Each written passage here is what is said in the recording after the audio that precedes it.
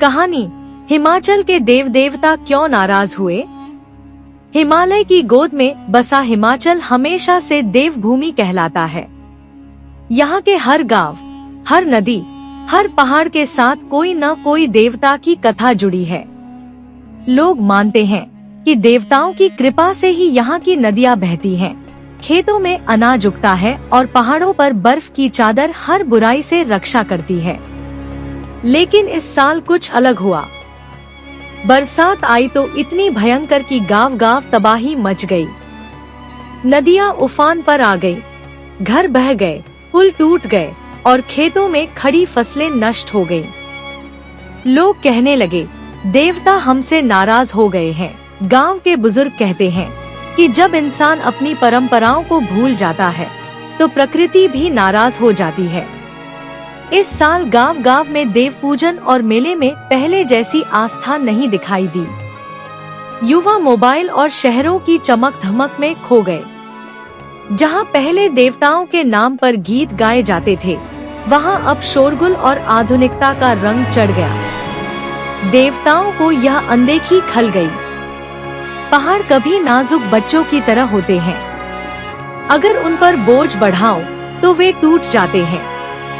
लेकिन पिछले कुछ सालों में अंधाधुंध सड़क निर्माण, खनन और पेड़ों की कटाई ने प्रकृति का संतुलन बिगाड़ दिया। नदियों के किनारे घर और होटल बनने लगे। बुजुर्ग कहते थे, जहाँ नदी बहती है वहाँ उसका हक मत छीनो, वरना वही तुम्हारा सब कुछ छीन लेगी। लेकिन लोगों ने चेतावनी को अनसुना कर दिया। देवभूमि हिमाचल हमेशा सादगी और संतुलन का प्रतीक रहा है, लेकिन अब लालच बढ़ गया। जंगलों से लकड़ी चोरी होने लगी, पहाड़ों से पत्थर निकाले जाने लगे।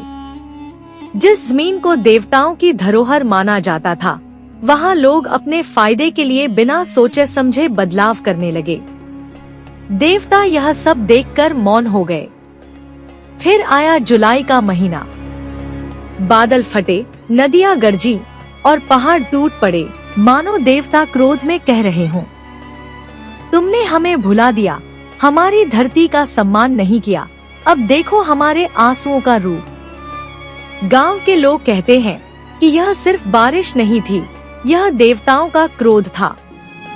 हर बहता हुआ घर, हर टूटा हुआ पुल मानो इंसानों को सबक दे रहा था कि प्रकृति से बड़ा कोई नहीं। लेकिन जैसे हर तूफान के बाद आसमान साफ होता है, वैसे ही लोगों को समझ आई। गांवों में फिर से देव पूजन होने लगे। लोग पेड़ लगाने लगे, नदियों को साफ करने की बात करने लगे।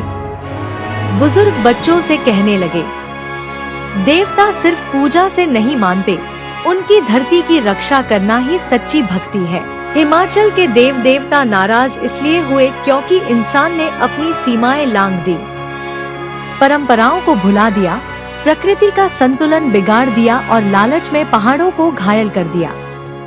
यह तबाही कोई सजा नहीं थी, बल्कि चेतावनी थी। अगर हमने अब भी नहीं सुधारा तो आने वाला समय और भी कठिन हो सकता है।